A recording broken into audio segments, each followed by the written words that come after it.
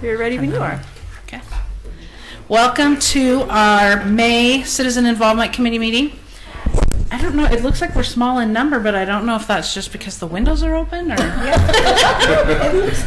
This room looks really small to me tonight. I don't know what that's about, but I'm glad to be back. I'm sorry I missed the last two meetings. Thank Barbara for... Barbara. You Whatever wish you had to is. do it. Karen, for carrying on in my place. And we will have Barbara do the roll call. Okay, Tony. Mark. Here. Jessica. Dennis. Here. Mike Mitchell. Here. Amy. Here. Faith. Joyce. Yes. Jesse. Here. Cameron. Barbara. Steve. Here. Karen. Here. Harris. Bill. Here. Gary. Here. And Brian. All right. We are missing a few. Okay, thank you. And right off the bat, we will let Chris Wadsworth from Oregon City Police Department. Welcome back. It's been a while. How are all of you? Fine, thank you. Good. So, my notes, they're in really big font, okay? Oh, so nice. they're really not as bad as it looks. So I don't need to say 10 minutes. No. I'm Chris Wadsworth with the Oregon City Police Department, and I appreciate you inviting me back. Just a couple things before I start in on what Laura had asked me to talk about. Just to let you know that Chief Band accepted our reaccreditation plaque at the Chiefs Conference he attended in April. So our next reaccreditation won't be until March of 2019. Tomorrow, members of our department will be attending the Oregon Fallen Law Enforcement Memorial Ceremony and private luncheon in Salem at DPST. Members of our Honor Guard will be participating in the ceremony as well as escorting Wendy Lipke to the private luncheon prior to the ceremony. Excuse me. Last Saturday, we had our shred event that went very well. The truck was very close to capacity at noon, so I will be anxious to see what the total tonnage was on that. I'm still making a plug for our Citizen Academy. I'm taking applications for that. It will start on September 14th and will run for 10 weeks on Wednesdays. National Night Out, Tuesday, August 2. We already have 31 people who have contacted me about being a vendor at the event. So I'm sure this year is going to be even bigger than last year. So I hope all of you will invite your neighborhoods to participate. Thursday, May 12th, from 11 until 3. We'll be holding a pedestrian crosswalk enforcement, and the location will be 5th and Washington. A press release will be going out as well as signs posted to remind drivers that this will be taking place. So Thursday, May 12th. So Laura had asked me to talk to you about how patrol works, and I've talked about that in the past. So I wanted to take it back to the point of when citizens actually make the call to 911 or to non-emergency. That's the number one question I get when I'm out visiting the neighborhoods for Neighborhood Watch. They ask, well, when should I call 911? So that question is answered by when the emergency is where life or property is in immediate danger. A crime's in progress where it occurred minutes ago, not hours ago. Serious traffic accidents, priority calls such as domestic disturbances, crimes in progress, and blocking or injury traffic crashes. Non-emergency is for all other requests for police assistance. And to make sure that you keep that non-emergency number programmed into your cell phones, that's really important. 503-655-8211. When you call 911, they're going to ask you for your address and your location. They'll ask you if you need police, fire, or medical. Be prepared to verify your address and location where your emergency is occurring. You will then be asked a series of questions designed to get you the proper help in the least amount of time. If you're reporting a police emergency, the call taker at CCOM will ask you specific questions to determine what's going on. Are there weapons? Is there alcohol involved? Where are the suspects located? And a description of the suspect or vehicles. These are very important questions for the dispatchers to take, so the police know kind of what to expect before they get there, and also how many cars will be responding to that call. When you're calling from a landline, obviously a lot of us no longer have home phones. But if you do, when you call from your home phone, you can dial 911 and it will connect you directly to CCOM, to that call taker. If you're calling from a business where you normally have to dial a 9 to get out, such as this building, it's the same for 911. You have to push 9 first to get an outside line before you can, okay, I talked too long, sorry. Before you can reach 911. If you're calling from a cell phone, be prepared to say help or press 1 after you're connected in order to speak to the call taker. Know your location when making that call, because the information will not be available to that call taker. When you call from a landline, your address is going to pop up on their screen. But with a cell phone, that does not happen.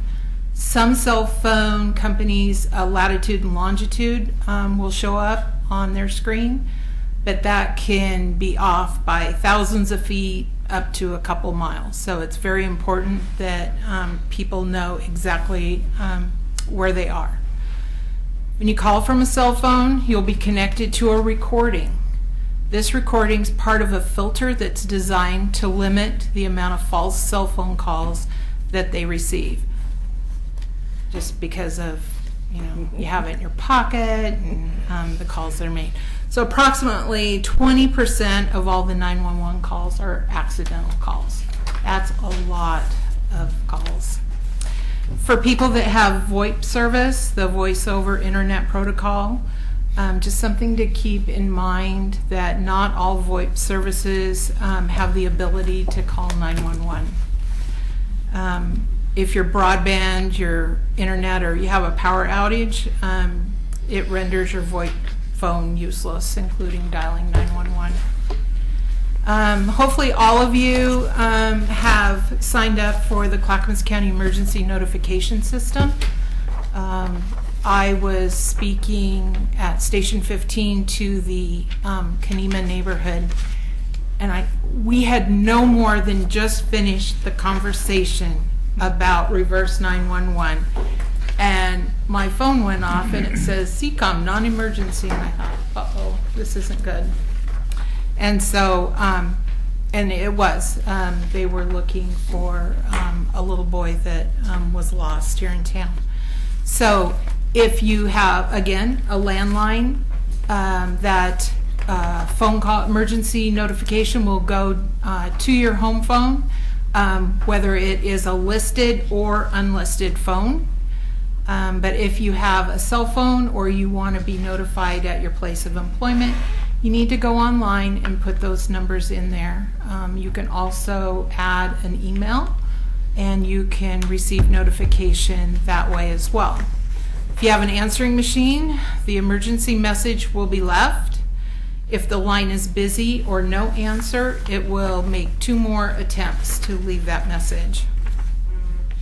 The system can also contact the individuals who are deaf or hearing impaired. They have the TTY capabilities.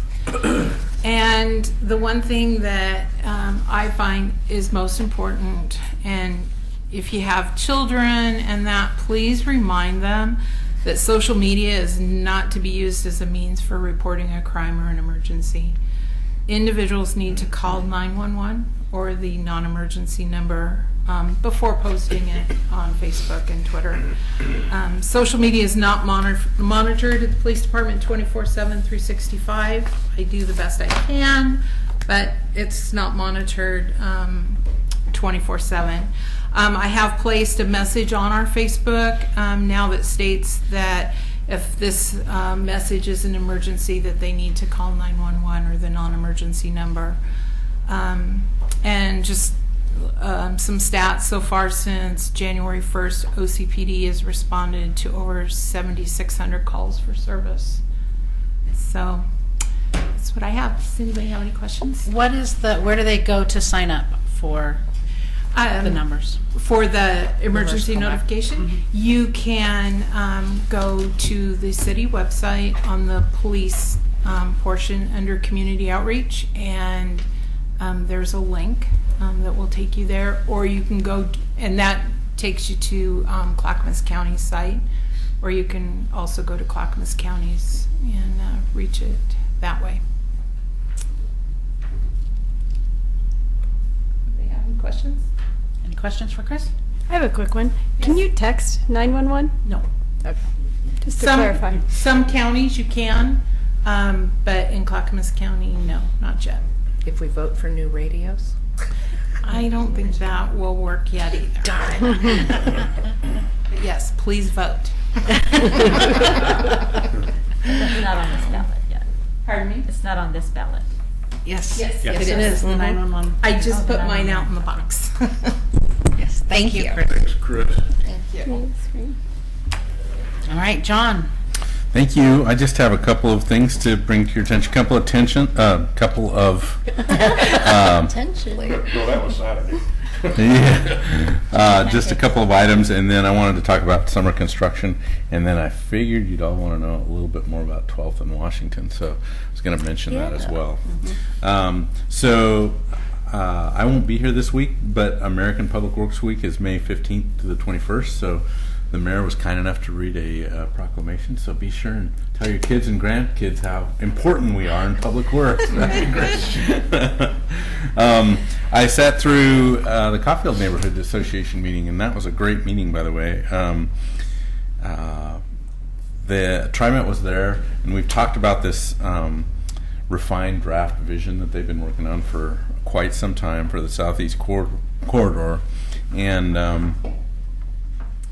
it's things that are yet to be funded, but it's a plan, and it's something that they're pursuing. So if you haven't checked out their website, I suggest you do go there, and you can give them comments on the Southeast Corridor vision. And the big additions that I see were more frequency in line 32. They also have the 79 line that is going to be a quicker route to Sunnyside, the shopping center from Oregon City, so that'll be an improvement. And then they're showing what they call Community Jobs Connector Shuttle, which is yet to be figured out, but it includes the area as far south as Glen Oak Road and out on Central Point and South End. So the idea is that would be something more like a ride connection kind of activity, where they would serve those areas with the smaller buses and do more kind of cross-city service. Having said that, it's not a funded program. It's not something that they're proposing is going to start anytime soon. It's part of their vision. So check it out online. I think it was a good plan.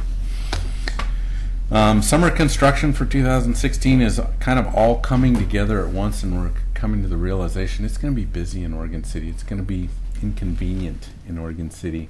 So Where are we going on vacation? Karen, if you thought that 6th and John Adams is a problem, wait till you touch, let's say Jackson and 15th. It's the city's planning to do a big waterline improvement project. I say big in the sense that it's a long distance. It's going to be pretty much all of the waterline on 15th Street between Main Street and Division. Wow. So if you travel 15th Street, you know that's a steep graded street, and that combined with just some of the access issues along 15th Street, it's going to make for some challenging travel through there. The other complexity to that is PGE has some work that they're wanting to do at Main Street Extension and 15th, so we'll be coordinating with them. The gas company's got some lines to move out of the way, so we'll be coordinating with them. We're probably going to do that in segments, so 2 or 3 blocks of 15th Street will be under construction at any one time, and then they'll move on. So we're working into those kind of details. And we're also staging it such that we're requiring the water line contractor to not start their work on 15th Street until the pavement project, which has also got a lot of work, especially in the McLaughlin neighborhood this year, mostly around the library area, but also along Jackson Street. So Jackson from 12th to 16th is going to be redone similar to what we did on 9th. So a lot of ADA ramps. I think we're putting in like 50 ADA ramps, changing out the old ramps and putting in wheelchair ramps in that project. So depending on the contractor, we're hoping for someone better than what we had last year for sure.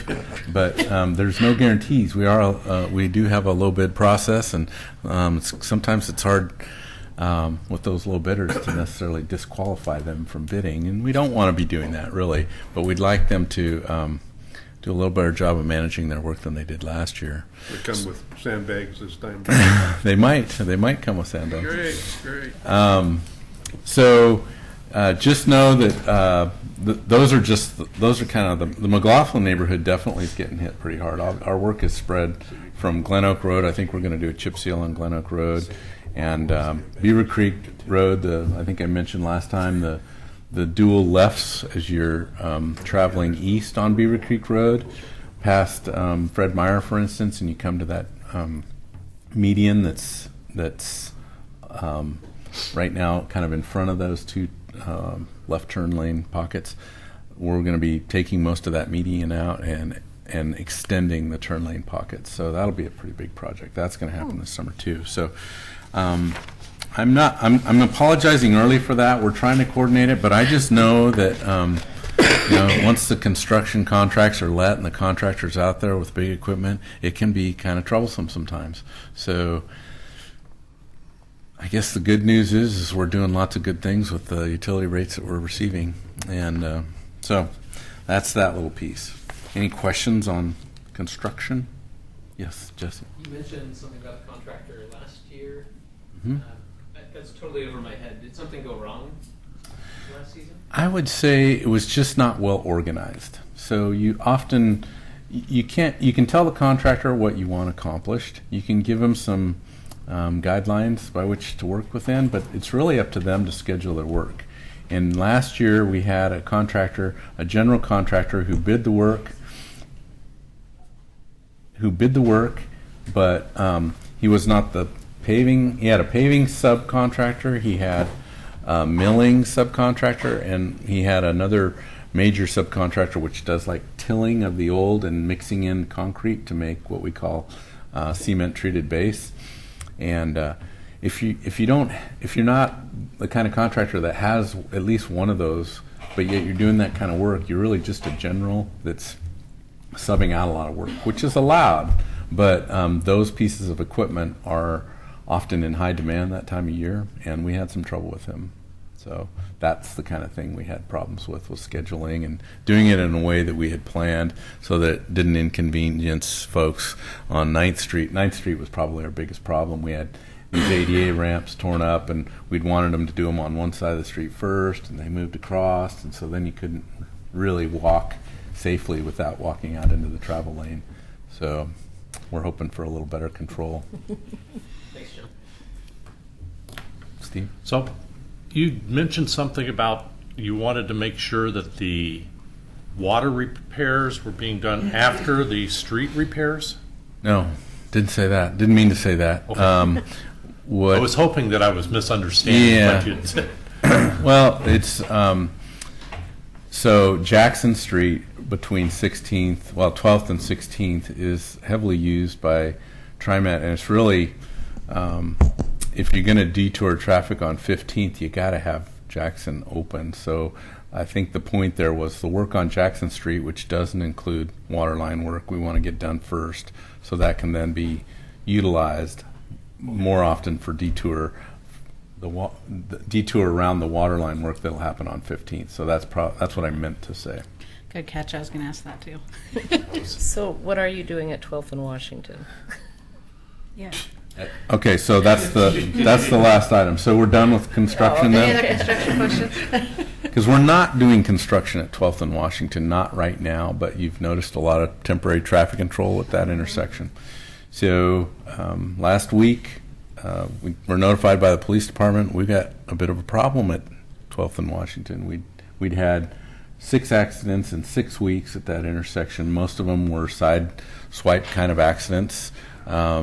Luckily, the injuries were relatively minor, but yet we've had, over the years we've been looking at that intersection, and we're not exactly sure why the increase in frequency, other than, I want to say, like the 3rd accident in to the 6th, the flashing yellow and flashing red light at the intersection there was the pole that it was hung by was taken out. So right now there is no flashing signal at that location.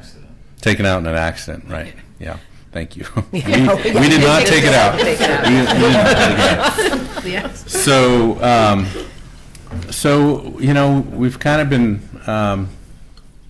contemplating, when and if a signal will ever be warranted for that intersection, but yet we've got all these accidents that are occurring in a pretty short timeline. So we collectively agreed that we would take some action now, make sure all our signing, striping, any kind of obstructions that might be obstructing sight distance, that we could clean those up and clear those up before we allow. Right now, that traffic control there won't allow any left turn action. So you can't turn left off of Washington onto 12th, and you can't turn left off of 12th onto Washington. So it's definitely inconvenience, because people, you cannot go straight through the intersection. You can't cross at 12th on Washington. So all those movements have been prohibited, to where now pretty much anybody on 12th can only make right-hand turns. And we know that'll make it safer for the interim. That's not the long-term plan. We've hired one of our main traffic engineers, DKS and Associates, to do kind of a short-term analysis of maybe making sure our signage is fully compliant, and if there's something in addition that we should do, striping, all those sight distance things, the kind of things that traffic engineer does a good job of evaluating and then providing us some recommendation on kind of implementation. So that'll happen first, and then they're also going to be doing the traffic counting and vehicle movement counting at not only that intersection, but some of the neighboring intersections, definitely 14th in Washington, to confirm the current configuration with the no left turns, just to kind of see if that kind of a measure were installed, what that would do to the other intersections. And then we'll pull all that traffic control out of the way, and they'll reevaluate that with after it's been out of the way and traffic's kind of back to normal, they'll reevaluate all that turning action that's going on there, get us good counts, look at all the safety data that the police department has through either the state of Oregon or through our local shop. So Chris, just put you on warning, we're going to be asking you for that. So that's really what's going on. Oh, the other thing is we're talking to the county. There was a flashing signal there that was a 1-unit flashing signal, so it had in each direction there was, if you're on Washington Street, you saw a yellow, amber flasher. If you were on Washington, you'd see a red flasher. And on 12th, yes. And so the plan is to put something like that back, only that's not the standard by which they do it anymore. It's going to be a little bit more like what you see on South End Road. Although now I've learned that you need 2 signals in each direction, so there'll be that'll be 8 signals. So in each direction there'll be, if you're on Washington, you'll see 2 red signals from each direction. Yep. And then on Washington you'll see 2 yellow signals in each direction. So a total of 8 signal heads. and they'll be flashing. And so we're just going to upgrade now while the other one is broken. And I don't want to remove any of that traffic control until we've done the study work that we indicated that we were going to do, and until that signal's back in place. So it'll remain that way, and hopefully that won't be more than a couple, 2-3 weeks. I think it's just important to note that this was the highest intersection for accidents under city jurisdiction. So while there are other intersections, say on 99E or 213, but this is the one where we have jurisdiction over, so it's the highest one in the city under our jurisdiction. And then I believe, correct me if I'm wrong, but I think it had about 26 over the last 5 years, 26 or 27 kind of angled collisions. So not that any type of accident is better than another, but typically you see rear end accidents on 99E and 213 where people are either stopping at a light or whatnot, or pulling out in front of cars going pretty quick. So what we were seeing here was kind of like almost a side swipe T-bone type intersection accident. Which obviously is a concern because something was happening there with the movements. So that was the reason for the temporary closure of the left turns. I just wanted to say, a friend of mine who was not one of the recent ones, but a couple years ago, driving up the hill, and somebody pulled out right in front of her, and she T-boned them at that intersection. The person that ran through the intersection said, well, it was flashing red, so isn't that a four-way stop? So they were confused about what they were supposed to do. They just figured that everybody was supposed to stop. And I think it's drivers that need to be educated. Well, then maybe those signs that cross traffic doesn't stop. I don't know if there are. They're there. You gotta read But it. it's still, you're right. You got to understand it. The configuration of amber on one leg and red on the other is not really the preferred setup. And at the end of the day, I think, we did a traffic analysis of this intersection. I want to say we did it in 2011 or 2010. We did an update of that in 2014, and we'll do another one. And my sense is we're moving closer and closer to signalization at that intersection. So, Having worked in the building there for a while, we could have given you a count of squealing tires before the light was on at 12th and McLaughlin. I don't think it was quite as bad, but yeah, sitting there at Chamber, you'd hear 2 and 3 rapid stops a day. So Mark, we've you had a known it was question? bad. Yeah. Do you have a spike in accidents when the curb turn on that right-hand turn from 12th to Washington was removed? we haven't. There was a curb turn that was there. That was kind of like an odd little knuckle. Yeah. Do you have a spike in accidents when that was removed about a year ago or a year and a half or whatever? No, we removed that when we did the street improvements there, so we replaced that ADA ramp at that corner.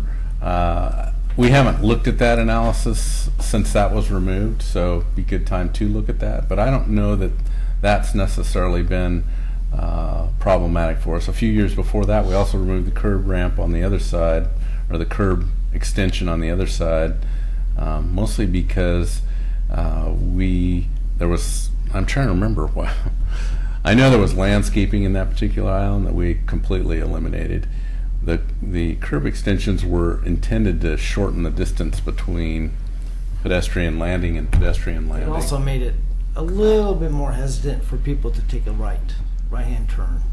Yeah. Because you had to make a little bit more of a wide. Yeah. That's why I asked about the spike. I know I take 12, so it's easier with that thing To just, gone. Yep. So I was just wondering if that had anything to do with the increase. That's a good point, Mark. I don't know. We'll We've look seen. into that. I mean, the accidents that we saw are not attributed to one specific movement. It's taking a right off of 12th going up the hill. I did my turning 3 left. years of internship in Southern California in traffic, in traffic engineering. So I got a little background in that. So just asking about those those little things that hesitate drivers actually make them safer instead of putting a whole bunch of signals up, which is expensive and confusing. So anyway. Jesse? Thanks. John or Tony, whoever has the answer. One of you mentioned there's been a lot of accidents over 5 years, and then there's been these past 6. Can Can you talk about the breakdown between car on car versus car and pedestrian accidents?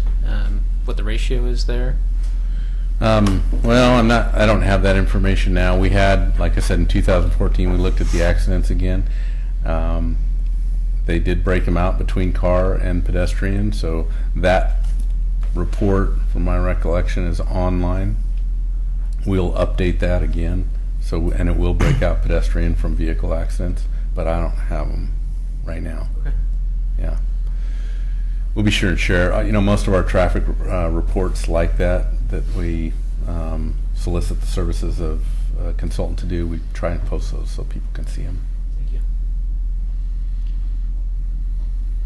That's it for me. Okay. Any other questions for John? Awesome open house on Saturday. Thank you. Yeah, it was good. I liked it. Thank you. Thank you for coming. All right, Laura. I see you're getting ready. Thank you very much. All right.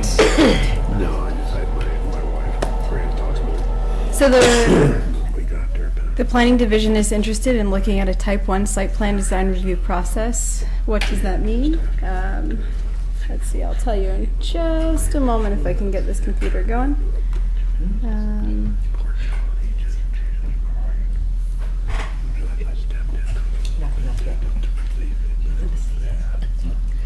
Oh, you need to dust. They took the blinds down.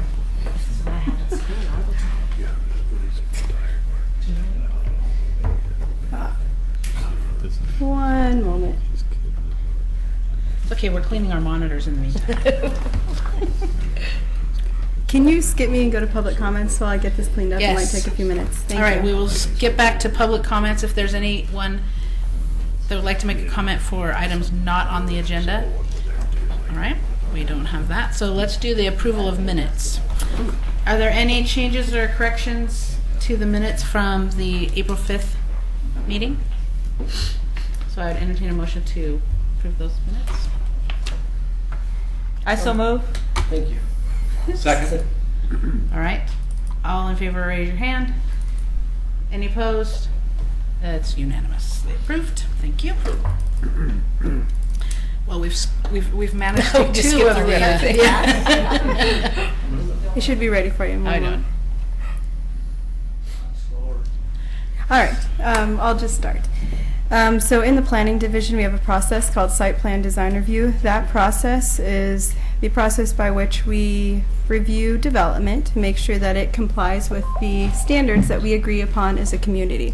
So we have design standards for how buildings look, which way they orient, and that sort of thing. And we want to make sure that our development complies with those criteria. So to do that, we now have a public review process, and we'd like to go ahead and see if there's things that we can streamline within that review process. And we're really talking about minor projects, so small changes to the front of a building or something like that.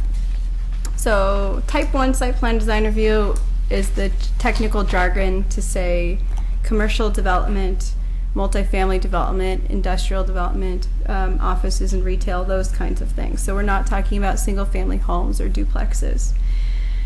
The code, the Oregon City Municipal Code, which you can find on our website, that's a screenshot of it, sets minimum design standards. So for example, a standard would be you have to have so many windows on the first floor of a building. They can have more windows if they want to, they just can't have less. So it's the city's obligation to make sure that when development occurs that it complies with those standards. What we want to do is take a look at, again, those minor projects. So here's some more examples of criteria. This is the library when they wanted to do the addition, but some of the criteria that are generally within our code that we look at are setbacks. So how far away are things from property lines? How many plants do they have? What type of plants do they have? Are they the right size? So every plant has a minimum size, and we have minimums for how many there are. They can't be a nuisance species or something like that. We also have lighting requirements. We want to make sure that it's safe for the public to enter buildings and walk around sites. We have requirements for bike parking. A couple more criterias include use. We want to make sure that when people move into these buildings that they're doing what the zoning allows. Also, we look at the scale of the building, the massing of the building, so you just don't have one giant wall. There's some, the building jogs in and out every so often and things like that. So it's broken up into a human type scale. So we have the process called site plan design review, and that's where we determine compliance with these standards. This is a screenshot of just one of our standards. We have more than 30 pages of standards. They're very interesting to read. I think you would like them very much. And this one's on pedestrian access ways, right? You have to make sure that people can get from the front of door of the place to the sidewalk and to the street and that kind of thing. So within our land use review, we talked about this previously, but there's different levels of reviews, right? You could do an addition to your home, and we can approve that over the counter. It doesn't need to go to some public meeting or anything like that. You can do a new commercial building or something like that, and that does have a public review process because it's got some discretion in those criteria. Then there's things like conditional uses, which is a fancy way of saying a school in a neighborhood or a church in a neighborhood. They can be compatible, but we want to sort of really think critically about what are the impacts of that, and are there any things, restrictions or anything that we ought to think about, or buffers or lights and things like that. And then there's a type 4, which is a city commission. So you could think of a zone change. Zone changes are a big deal. We have plans, and when you change those plans, we want to make sure that we're doing the right thing. So we have a public review process, and then it goes to the Planning Commission, and if they think it's okay, they recommend approval to the City Commission, who are our ultimate decision makers. So for now, though, back to our commercial buildings and office buildings, all of those, there's really not that much discretion. There's a little bit, but you know if you meet the building height or not. That's really not discretionary. But when we start to look at traffic or something, maybe there's a little bit of discretion in there. So we have a public review process to make sure that the public has the opportunity to also weigh on the criteria to see if it should be approved or not. Again, all applications have to meet 100% of the approval criteria to be approved. If there's one that they don't meet, it doesn't get approved. And that is our land review process. So the timeline, it takes a while. It takes a while to write a big 20 to 100-page report and show compliance, right? You have to write a paragraph. There's that standard. That standard we just flashed had like 4 sub-standards underneath one topic. So you'd have to write a paragraph for each of those. Yes, I do have the applicant designed a building, and it has a sidewalk, and the sidewalk is 5 feet wide, hard surface, and it goes from the doorway to the sidewalk, meets that criteria. So you have to explain how things are being met or not met. Typically, the review process is that someone comes to the city, they'll give us a general sketch or plan of what they want to do, and they want us to research it for them. And we research it and we say, all right, this looks okay. Here's some things that I think that you need to work on that you may not comply with, or here's some street improvements or something like that. Then they submit an application. We have up to 30 days to review it by state law. Once we have reviewed it and it's got everything that it needs, then the review process can take up to 4 months with appeals. Those appeals go to the City Commission. So when people do smaller additions, like additions of 1,000 square feet or less for commercial, or minor tweaks to the parking lot or something like that, so more changing bits and pieces of existing structures, we have what's called a minor site plan and design review. When we created it, we wanted to not push people through a long, expensive process to just put in a new doorway or a new patio for a commercial business, right? It ought to be a little bit easier. So we created a minor site plan design review, though it too, as you can tell, still has a completeness period of 30 days and up to 4 months to review. So it can be pretty time consuming, and it takes a lot of work. There's a lot of lengthy reports and applications, so there's a fee that goes with that too. So what we want to do is figure out if there's really easy projects that have no discretion at all, and if we can review those within a day or up to 2 weeks, depending on what the project is. And if we can do that, then we can make the review process quicker. So maybe remove some of those barriers for businesses. And conversely, we could think about the fees being different too. This process is not going to be applicable if you're in an overlay district, if you're in a historic district. It's not going to be applicable if you want a variance or something like that, so something that needs further scrutiny. If it requires any discretion, so it needs public input for that. If it is something that requires non-conforming upgrades, so for businesses, if they spend more than $75,000 on exterior alterations, then they have to start to fix some things that are wrong with their site. So maybe they have a big sea of parking and not those landscaping islands in between, or they don't have any bike parking or something like that. They'll have to start to incrementally fix those, and the process of deciding what to fix and how to fix it's a little discretionary, so that also couldn't apply. So it's for minor alterations. Also, one thing to note in the draft code is that the community development director can also push forward things up to a type 2 review or a public review if together they make sort of a bigger project. So you're doing bits and pieces and together they make something big, or for whatever reason. So what kind of projects am I talking about? Here's the list.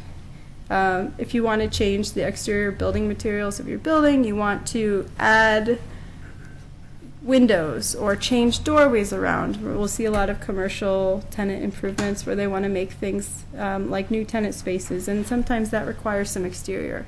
The other thing to keep in mind is that in the planning division we only look at exterior. We are not looking at any interior stuff. If they want to add bicycle parking, or if they want to update their landscaping, we want to encourage people to do those sorts of things and not put up barriers to do that. The biggest thing that you'll notice on the list are at the end. So it's an addition of up to 100 square feet of commercial, institutional, or multifamily structures within 12 months, and then an addition of up to 1,000 square feet for industrial uses in 12 months. We've met with a couple of business communities and chambers and things like that, and they've suggested that the addition of 100 square feet is really small.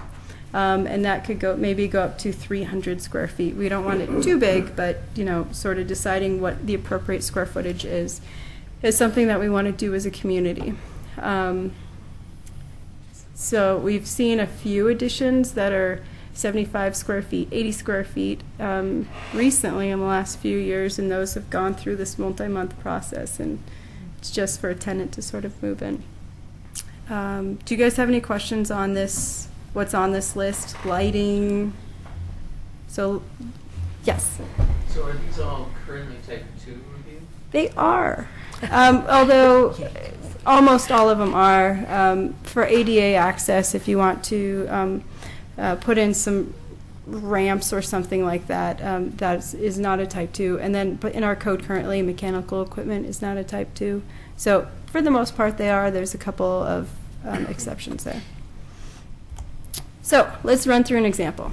I have a few pictures here from some minor site plan design reviews that we've done, which are, again, the type 2, and they would have qualified for this type 1 process had it been in place. So if we're agreeing to say the public can't have any input on it, we want to see kind of what that means in real life when it's applied. This is downtown. You can see the before is the yellow building and the after is the blue building. We don't regulate color, so ignore the color. So really only differences are there's now windows there where there weren't them before. So this took a few months to go through a public review process. And as the public, I mean, you're looking at it and it either meets our standard or it doesn't, right? I mean, there's really not a lot of opportunity there for negotiation. It's just clear and objective. So what we're hoping is they would do an application form, and this would be sort of an excerpt of what that application form would look like. We would have the standard on there, 60% windows, and they would fill out the length of their facade, the the length of the windows that are existing, what they want to do that's proposed, and do the math. And so these would be their findings, right? Planning division staff would review it either over the counter or within a week and initial by them. Yes, this is true. We ran the calculations as well, and we agree. Similar to how we do home additions. And then again, the key is that there's no discretion.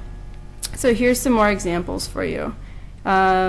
Most of them you'll find are from downtown. So here you can see they had a window, and they sort of changed sort of the building. It's now inset a little bit there on the right.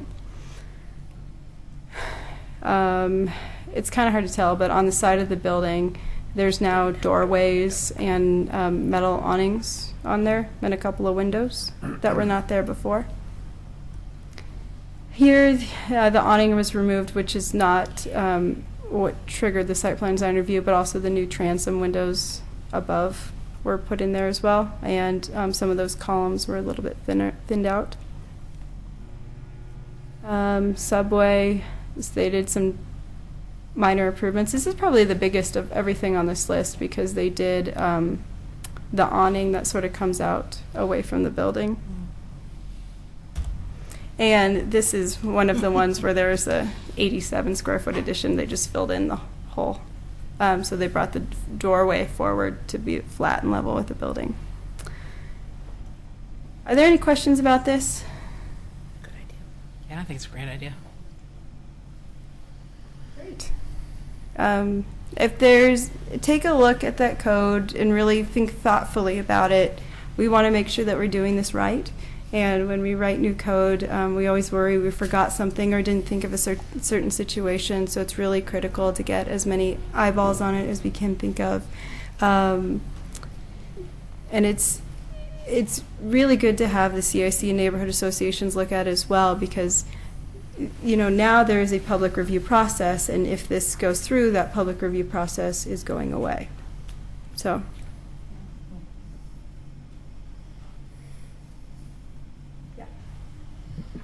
On the 2 points that have to do with additions, the last two that were on the list, how is that factored as far as setbacks? They would still have to comply with 100% of our criteria, so it would still have to comply with our setbacks. So you're thinking about a requirement where they don't do an addition next to the property line or something like that? Well, what I'm thinking about, they want to add something, but they're under the square footage that you talked about, but it's going to push it into the setback. Would that still be type 1? They would have to comply with whatever the setback is for their zoning designation. So if it was building in the setback, which they couldn't do, then they would have to go before a planning commission for variance or go through some type of variance process, depending on how much they're building in the place that they're not supposed to be building. Laura, how much maintenance can you do to a parking lot before it triggers landscape requirements? Right now, we let people restripe exactly the stripes that are there now, provided that they were there legally in the first place. Well, what about paving maintenance? So for paving, that's what you get. If you want to change some, do you want to reconfigure one? If you want to reconfigure a parking lot, it requires... You can repave a parking lot. We can repave a parking lot without triggering. Okay. Yes, if it's an approved parking lot, you can redo exactly what it looks like now with the stripes in the exact same spot. If you start to change things around, then it would require planning. But if you have potholes or something like that, and you just want to do some maintenance, then it's just maintenance. Jesse? Thank you. So I was looking at the proposed amendments under Section A, Type 1 Minor Site Plan and Design Review, subsection 2H. Says the following projects may be processed as a Type 1 application. Sub H is addition to a legal non-conforming single or two-family dwelling. So what are the limits to that potential addition to that dwelling unit? Yeah, so McLaughlin is a good example. There's a couple of houses in commercial zoning designations, and in our code that says that he's to go through the site plan design review. But really, it's somebody living at their house. So the limits of the addition are just whatever the limits are in the code. So we use the setbacks that are in their zoning designation, but we know that their use doesn't really match the requirements. So for homeowners along 7th in Washington, parts of Washington, and some of these commercial corridors, you could do a front porch or an addition to your house without going through a public review process. That's what that means. But that wouldn't exempt it from like historic review if it were a designated structure, correct? Yeah, if it's in a historic district, then this process doesn't apply. Okay. So if it's in any, well, not if it's if it requires further review. So if you're an individually designated structure and you need to go through a historic review board, or if you're doing a large addition of 30% of the existing square footage or something like that, then it needs historic review. It'll always get that historic review. So if whatever you're doing requires us to look at multiple things, so maybe you're building on a building and it's near a stream and we want to protect that stream corridor, that stream corridor protection requires a public review process, so the whole thing would go through that public review process. Same thing with historic.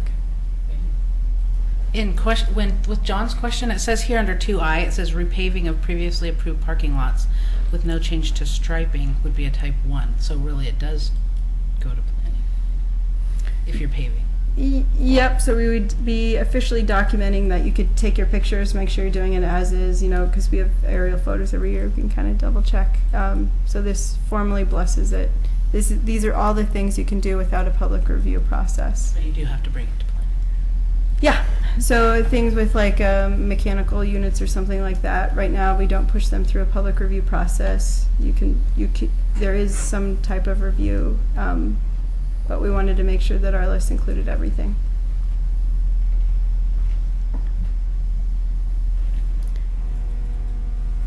Any other questions for Laura?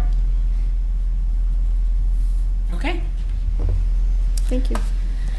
With that, we will move on to roundtable. Wow, we're just busting through tonight.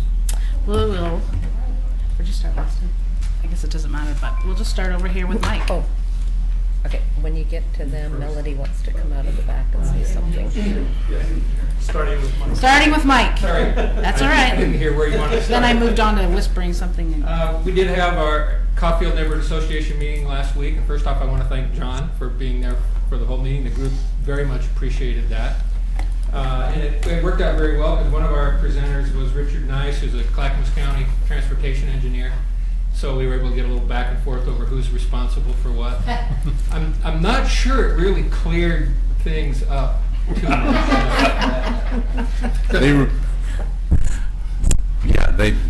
They don't do enough. How's that? No.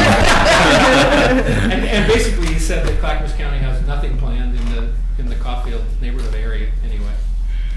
So that was one of the presentations. Another were the two people from TriMet that John mentioned. And finally, Rita Baker with the Greater Oregon City Watershed Council talked about what that group is involved in. A couple of other things.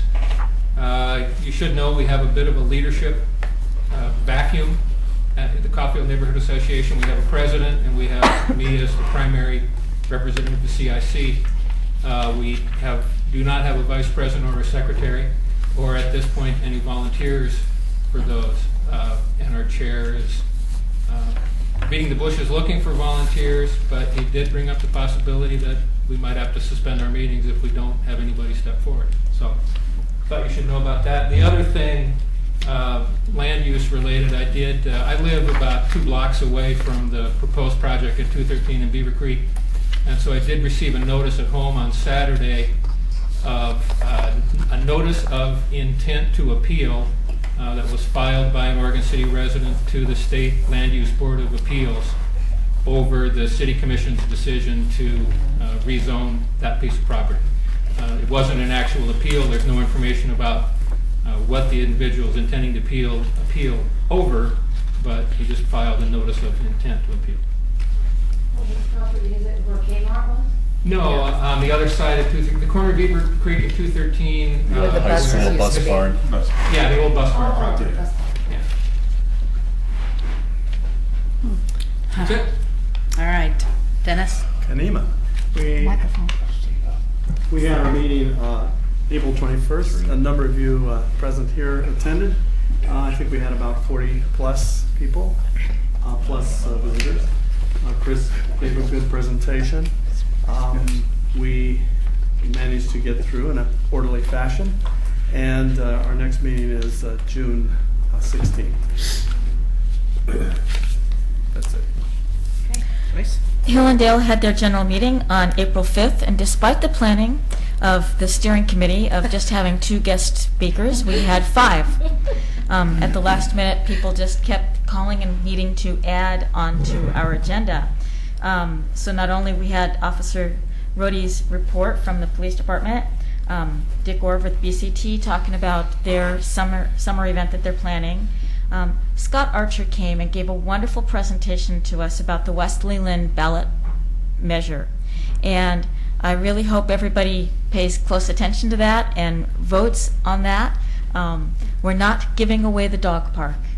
We're just giving up a little land so somebody can build us a great road instead of a little driveway.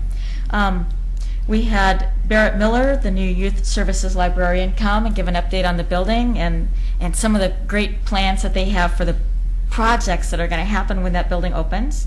A Northwest ambassador came from the Pickleball Association because they keep coming because they keep getting grant money, and every time they get some grant money they have to come and talk to us about what they want to do and what they're going to build.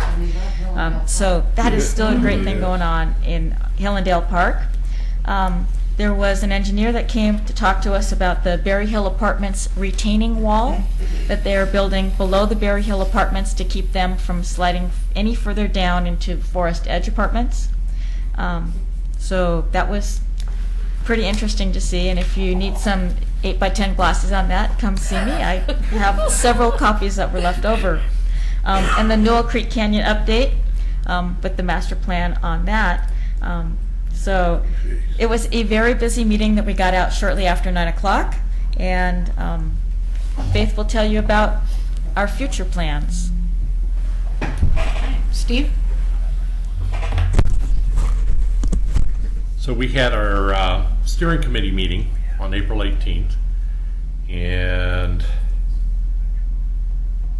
we got a volunteer who decided to join the steering committee, and we said, yeah, sure, yeah, we can do that. So, and we'll put them on the ballot for the general election in May. Our service committee, with the help of our coffee group that meets on Fridays, cleaned up our gateway at Holcomb and Redland. So it's looking better again. And I talked to Jerry Herman about the other sites, and he's going to get back over there and clean up where we had some Metro grant money spent. So we have a land use item that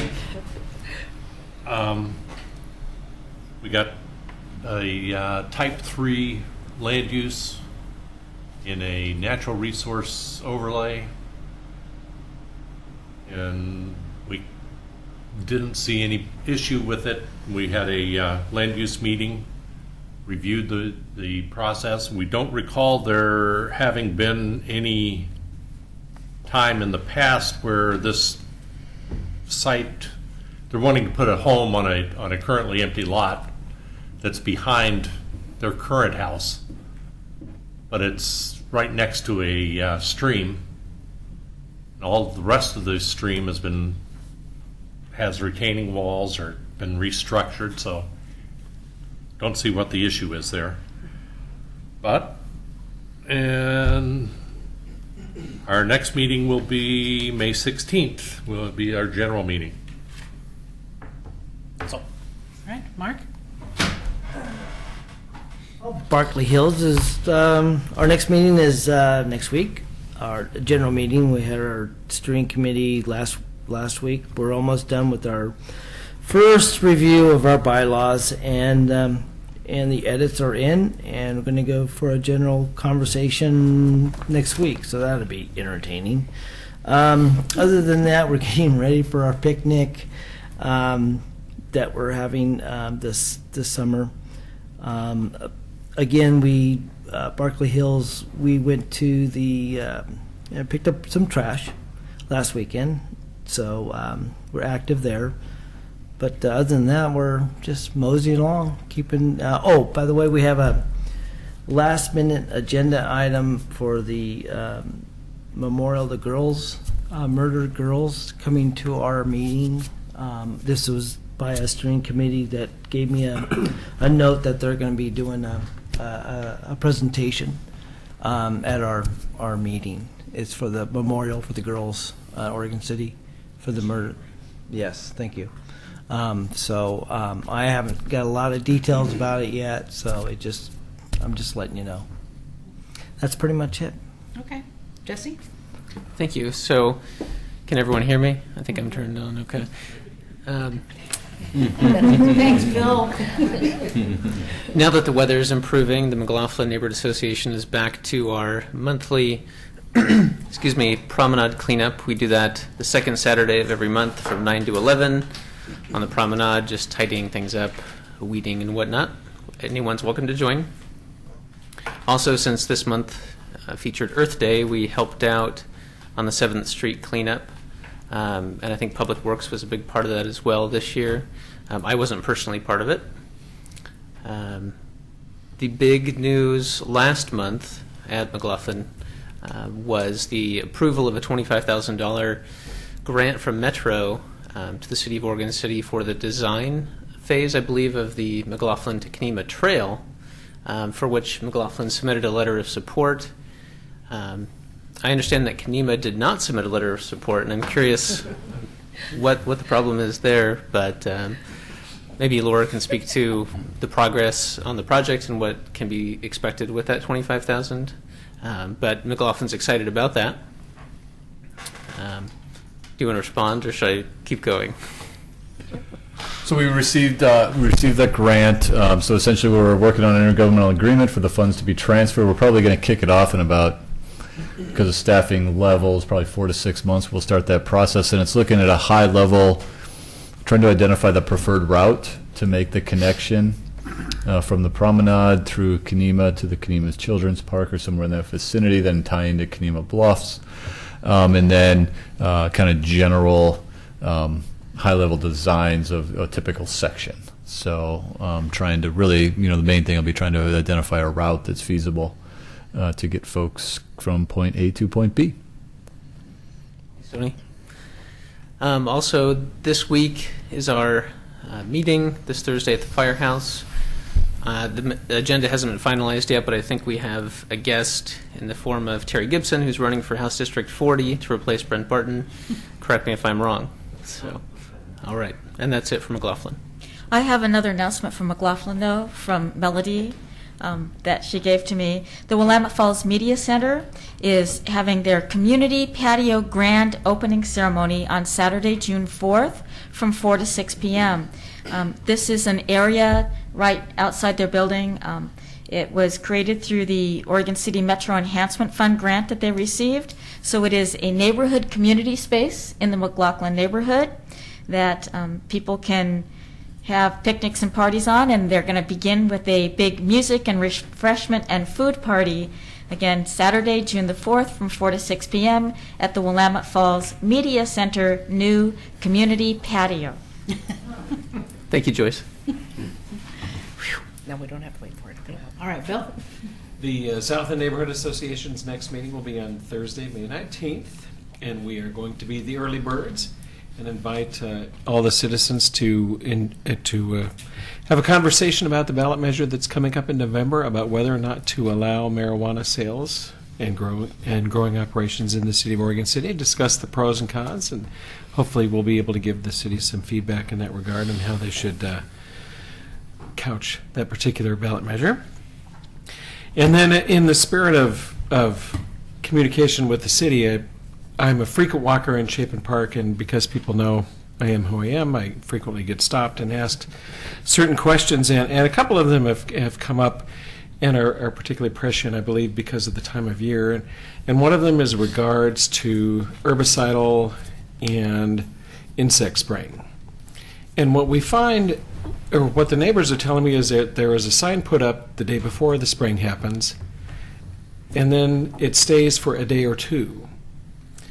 But the lingering effects, the odors, are there for a week or two, and especially when you're walking animals who are, sniffing everything at grass level and whatnot, it can present some potential health problems. And so the people have expressed concerns about leaving the signs out longer so that if they're entering the park, they can see it's happened within the last week, and then they can go somewhere else. And then other than that, and I don't know if anybody cares to speak to it, I had someone approach me this morning and say they saw numerous vehicles with California license plates within the last week measuring at Wesley Lynn, Chapin, and Hillendale Park, and they're wondering what's going on. Those are good questions to take to Scott Archer. So, Yeah, but yeah. I will forward those. I will forward those to Scott, and I will send you the email response. Thank you. Great. Gary? South End, we did our cleanup of South End Road, and we had a good turnout, and we did nothing really spectacular. We didn't pick up anything really strange, but we did find out one thing, that the neat guy that wraps his toucans in he's a Camel smoker. There was an empty carton in there. So. We'll be doing that again down the road, probably in June. Great. Identifying things are accumulating. Rivercrest Neighborhood's next meeting is not until June. We do have a steering committee meeting this month. Saturday was our hanging basket sale. I had a conflicting event, but I did get some emails from Harris that early in the afternoon there was too many baskets left, so if anybody would be interested in a gorgeous hanging flower basket for $25, email Harris and see if he got rid of all of them. I don't think he wants too many in his yard. I attended the Kanema Neighborhood Association meeting, and it was a lovely meeting, very well attended and well run, and informative. Chris was wonderful.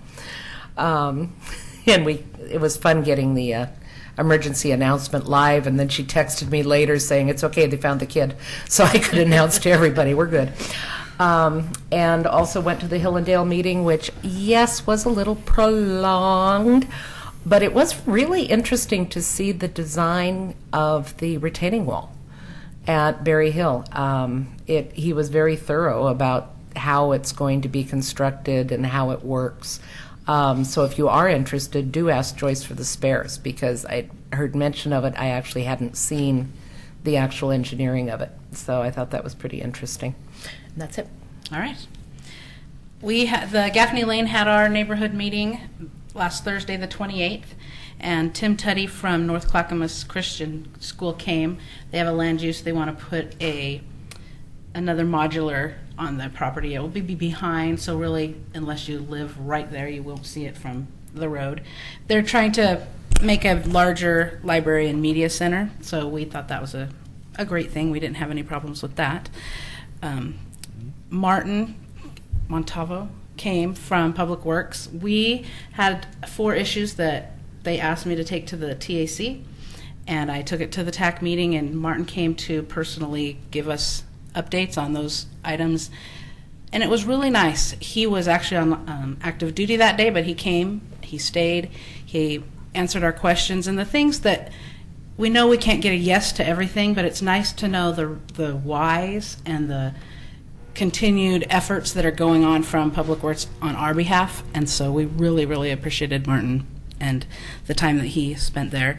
We were sad our numbers were a little low, but I had received a lot of notifications. There were a lot of school events happening and some concerts and recitals, so I was getting feedback in other ways, so that was at least pretty good. Some questions that we had come up that will be interesting to find out. I haven't heard back yet on, we understand that Caulfield Road itself is owned by the county, but the question is our citizens were told that when it came in, they would updo the water, they're going to fix some of the water pipes and then the sewer, and the sewer never happened. They're still on And so they wanted to know what's going on with that. They were promised that. And so it's one of those county city questions, and Martin said that there's some flow back and forth of who's going to do what. So I don't know what's happening there, but I'll just say it again.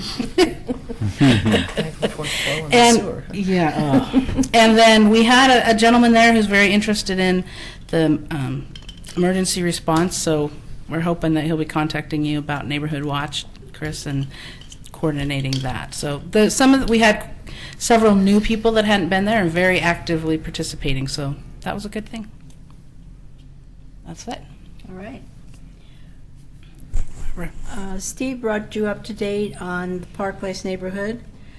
We were in La Jolla having a good time. So I did attend the marijuana event, and I worked on the station that had the map. And for the people that came in, most of them wanted to know exactly where their location was, their shop, their house, and so forth. And some of them made a point of putting red on it, and some of them gave me all the reds back. Red means no. Many people told me, it's already growing here, what's the deal?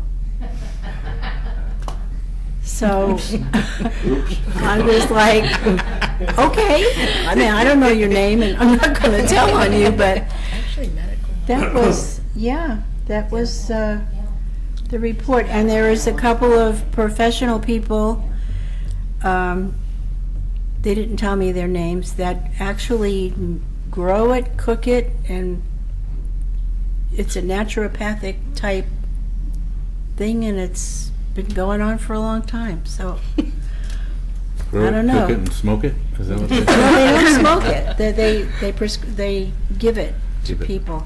Yeah. Well, they probably sell it. It's medical, John. Medical. Medical. Yeah, medical. That's all I have. They can have some. Amy? Yeah, John, do you have? Yeah, a couple things that I thought of as I was hearing. So I wanted to reach out on the Oregon City cleanup.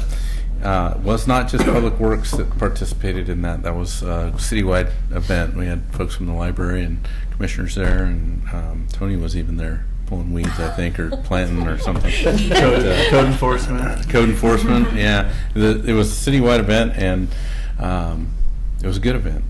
And with regard to 7th, I think we're still planning to send Public Works crews out there to pressure wash a lot of the, the planters and trash cans and some of those things that have gotten kind of covered with moss and things like that. So that was that. And the other thing I did want to reach out, thank you for mentioning the Public Works open house. We had that on Saturday. I think we had enough pancakes for 70, and we ended up with like 63 folks that showed up, and good pancake feed. So appreciate that. That was another event where Martin was on active duty. He came for that too, so he's definitely committed.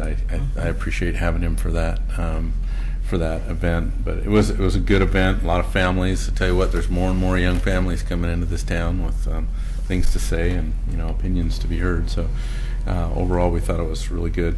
With regard to Caulfield, I don't know past promises that may have been made there. I've talked to a few folks on Caulfield about the road mostly and the signal. Right, can't get out of that signal.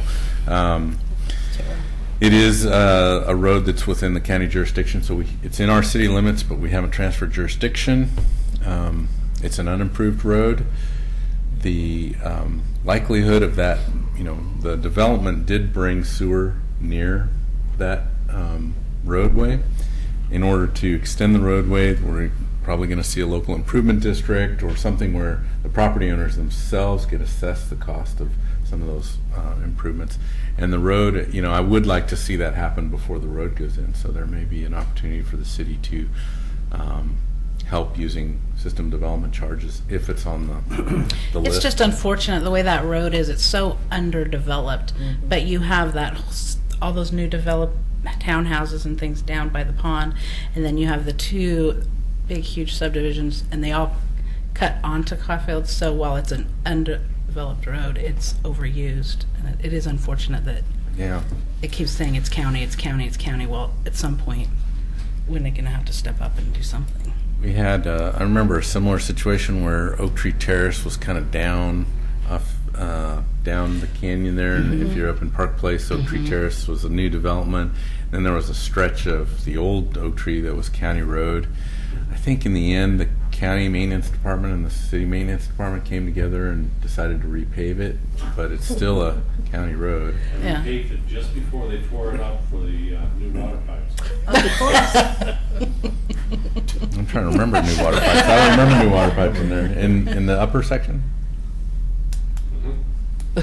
Anyway, that's, yeah. that's what happens We know when they're that we're just going to be an unplanned extremely roadways. squeaky wheel for a little while. Okay, that's it. We'll skip over you guys and come back if that's okay. Faith? Oh, yeah, we're meeting, she told about our last meeting, and we're meeting tomorrow night at Pacific Stockwood. What is it? Restaurant at 6:30 to order dinner, and 7 o'clock our meeting starts. And to plan our next meeting, general meeting. And we've got, oh, I'm sorry. Up the mic. Sorry. And we have an architect that's going to, an architectural firm that's going to be with us because they didn't know they had to go back to the neighborhood association because they apparently had plans that were submitted when Danielson's switched over and Safeway was built there. And there's a big blank lot there that's between the Safeway and the movie theater. And they want to do something with that lot. And I guess they had planned when Safeway went in to do it. Anyway, he's going to come. It'll be interesting to see what they have planned there. So we'll learn that tomorrow night. So that's all. Okay, Brian? Okay. Yeah, we canceled our last meeting. We're getting very, very poor attendance, and we're going to take the money we saved on postage for one meeting and see if we can come up with some sort of special event to attract a few more people. The problem being is there's business owners, but not a lot of actual citizens, even though we're a citizen body here.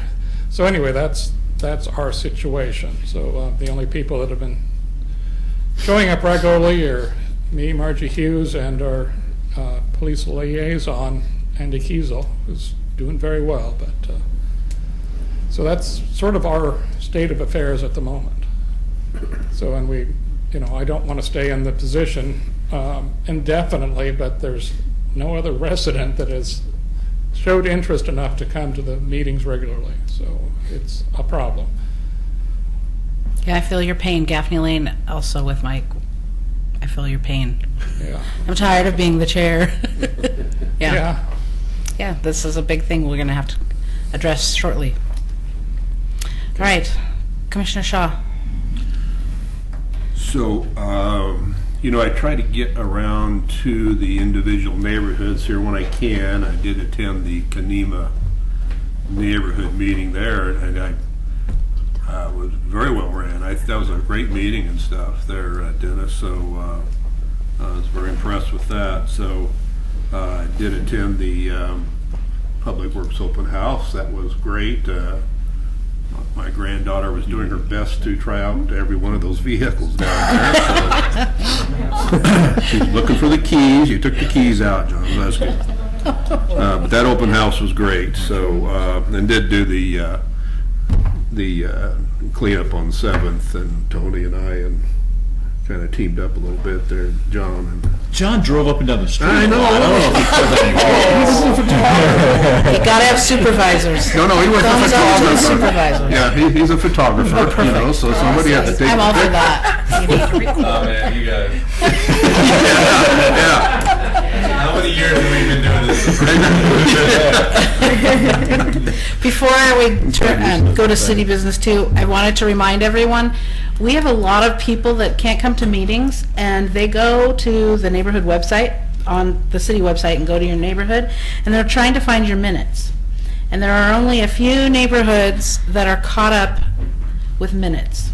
So I like to ask Barbara to send an email out to the secretaries of the neighborhoods to remind them. But please get your minutes sent to Katie Durfee so that she can get those posted. And then we'll start keeping an eye on that and reminding you again because we do have people looking for those, so, thank you. Tony? So- Oh, sorry, Commissioner Shaw wasn't done. Had one other After thing, harassing. and I think we need to recognize Chris Wadsworth back there. She actually got the service award put out by the Angels in the Outfield auction Saturday night, so that was pretty special. So yeah.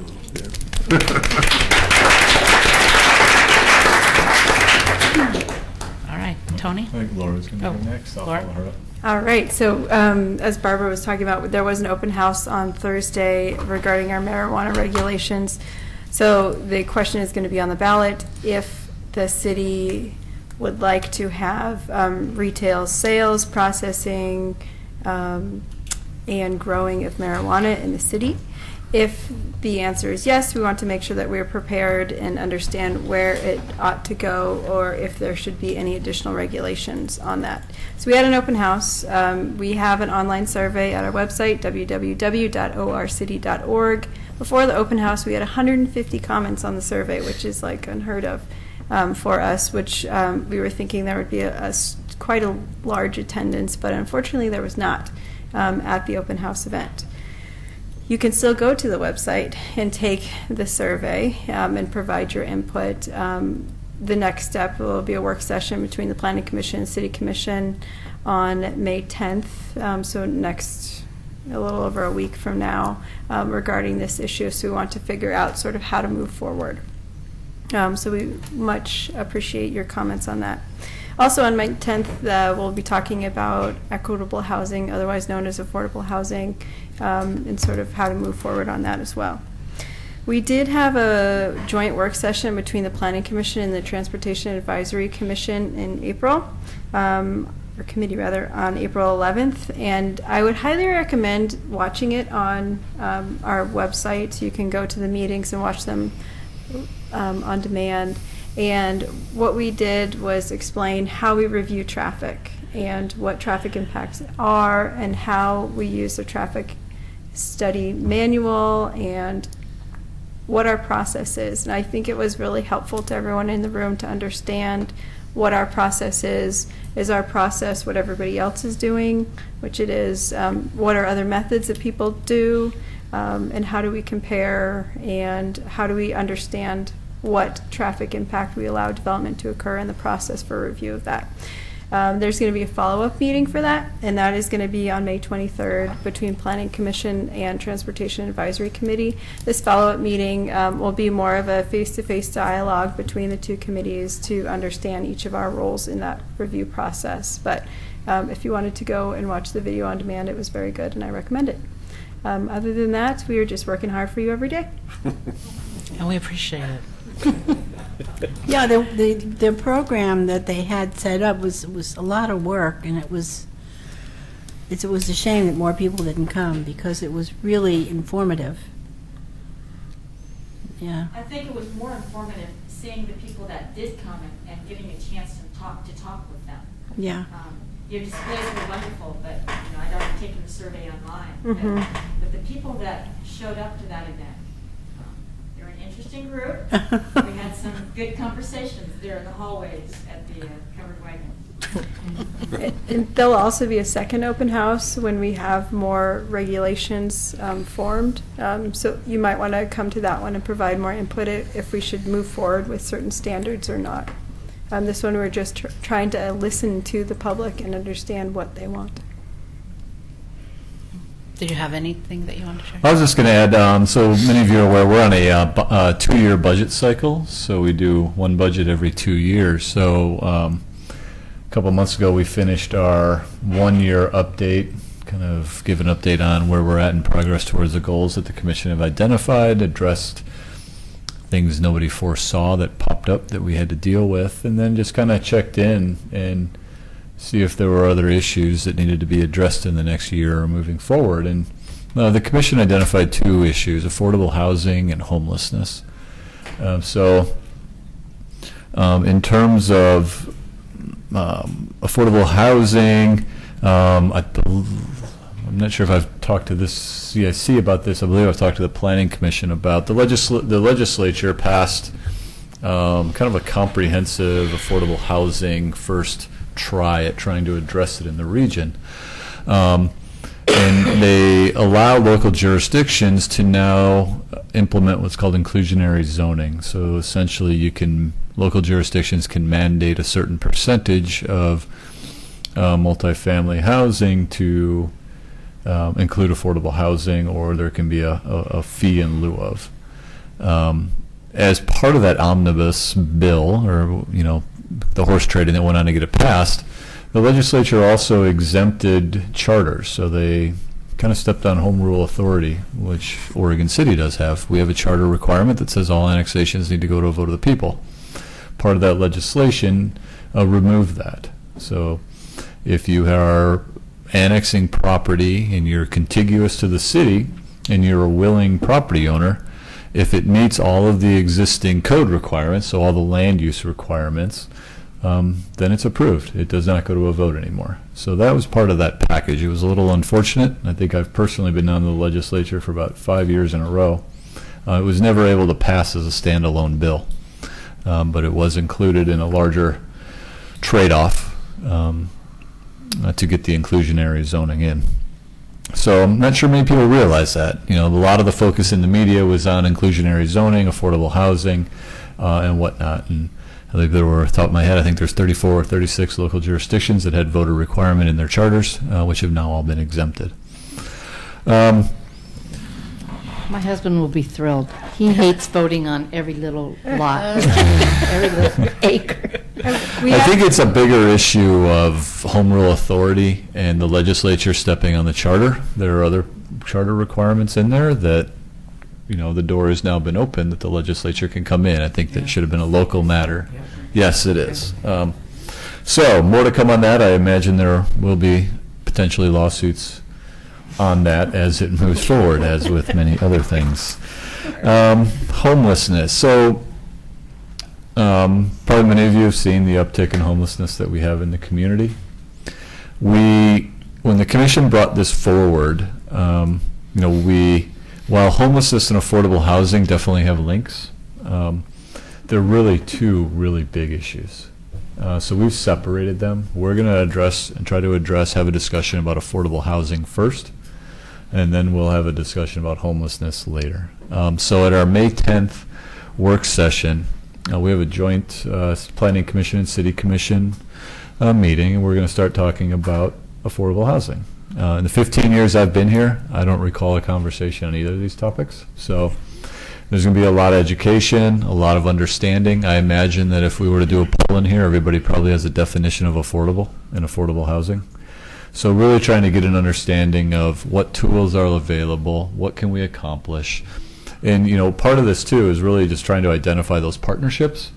At the local jurisdiction, we don't do housing. We don't control housing voucher programs. We don't control services that are available. So what are things that we can do if the commission decides this is what we'd like to do, to either regulate, incentivize? We have control over our zoning code, how we process applications. But where are those partnerships when it comes to where's affordable housing going to be located? What are the programs that are available to people? Is it an educational component? If someone comes to the city, we can point them to the right place at Clackamas County to go have that discussion. So, this is what we're working on right now. Trying to get an understanding of what is the baseline. So then we can have a discussion about what we'd like to do. It's pointing out things that we already have in our code, whether it be allowing accessory dwelling units, clustered homes. What are those things that we allow right now, and is that sufficient, and why aren't they being utilized? Is it a market issue? Is it an economic issue? Is it a process issue? Is it a no demand issue? So we'll be working on that. At the May 10th work session, we'll also be updating both commissions on marijuana, where we're at, starting to get some feedback from them on that issue. Then we also have 3 Land Use Board of Appeals. So we heard about one today at the old bus barn facility at Beaver Creek and 213. The Beaver Creek Road Concept Plan was appealed to the Land Use Board of Appeals, as well as the Providence Willamette Falls Hospital development. So Essentially, we have 21 days to put the records together. We are probably going to bump one of those just because of the time and effort that goes into creating these records is significant, as well as I'm running out of attorneys to do land use appeals at the same time. But all joking aside, so we will be moving forward with those. It's going to take several months before final decisions are issued on those. And there is always the potential that the Land Use Board of Appeals can be appealed to the Court of Appeals. So we'll see how this plays out.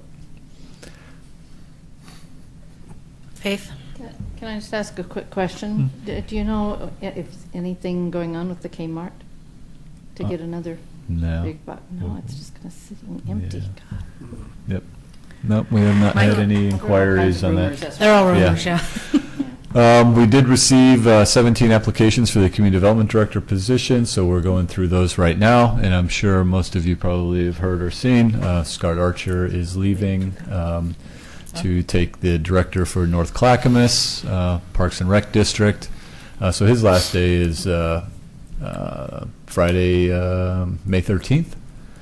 Denise Kyle will be serving as the interim director until we can advertise and for that position as well. Mike?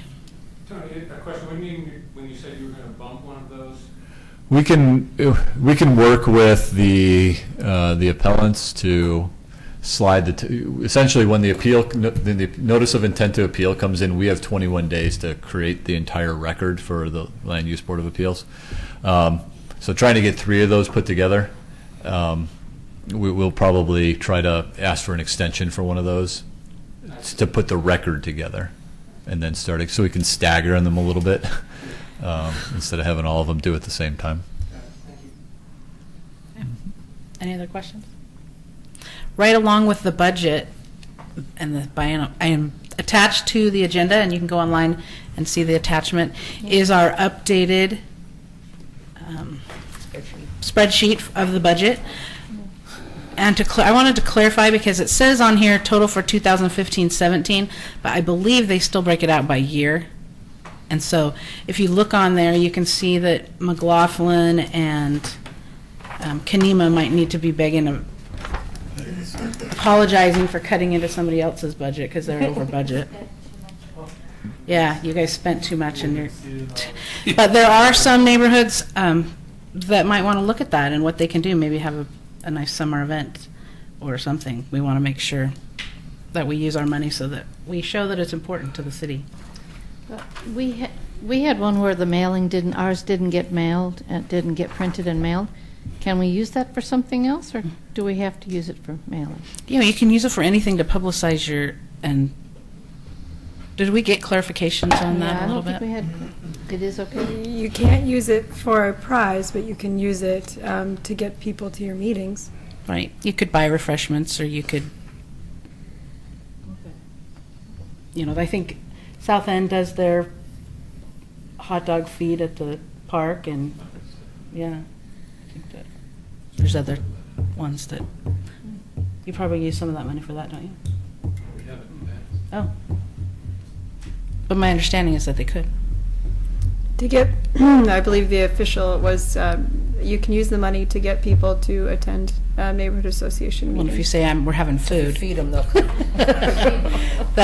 We just want to make sure we're not telling them wrong. Just make sure you talk to Katie before you spend the money.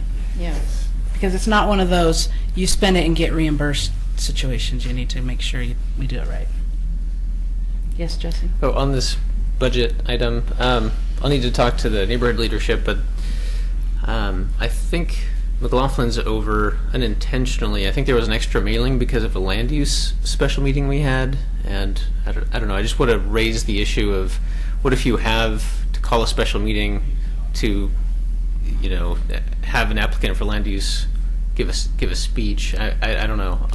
There may be an under issue. the code, they have to pay for that if you have a special meeting, if they can't come to just a regular meeting, right?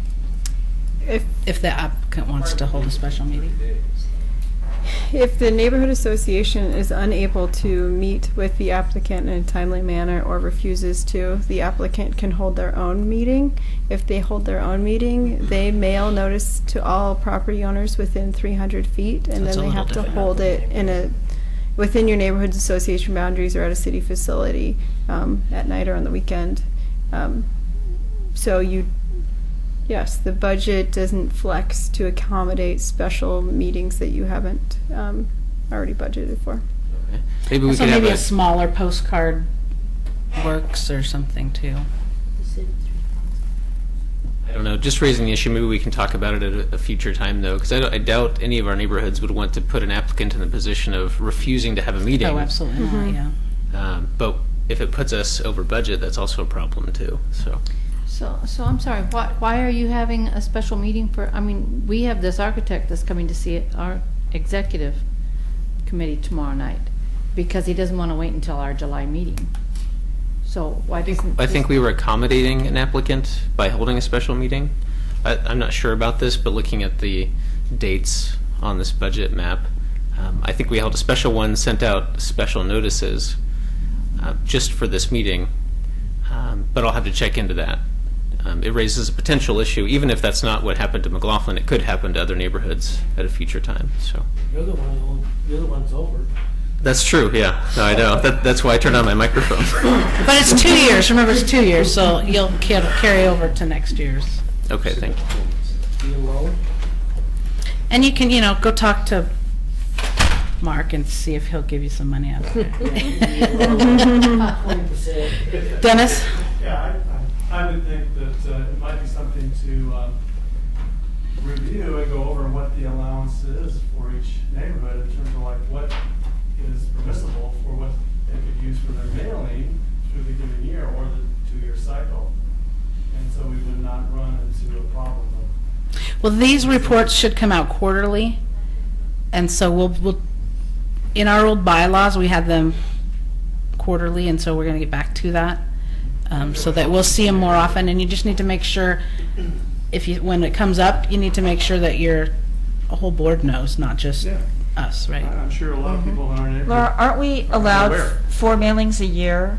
Is what it pays for 4 mailings a year? No, it pays you whatever. It's You have to figure it $1.70 out, per yeah. household per Okay. year. Yeah, you need to figure out what You can mailings will use a work. big card or a smaller card. Right. Right, so if you want to send one newsletter, for instance, and then, shorten it out. Yes, you don't have to spend it on mailing if you don't want to. Right. I have one question. We've always talked about this fund in one directional. We taking money, spending money out of this. If we do have a special event and we go over, can we contribute back to that fund? It just stays in your neighborhood association treasury. Okay. So it just goes to, so if we go out, if we extend our mailing and we have money in our treasury, right? Can we transfer that back to Oregon City to pay for the overage? Reimburse. Be interesting. Why don't you email me questions and then I can put them in a Q&A and then we can set something up to reply to all questions at once. So we can have examples. If you have sort of events in your mind that you're wondering if the money pays for, add those. Well, I think he was saying, like, say he sends out a newsletter, and they want to go above and beyond, and so they want to contribute some from their own bank account, Correct. and then Pay the city Pay back the if city they go back over or the something budget. I'll talk to Katie Durfee. She's the one with the money. Or is there a timing on it if we want the money? If you give us the money before we pay the vendor or something. Right. So I'll talk to her about the details. Okay. All right, anything else before we adjourn?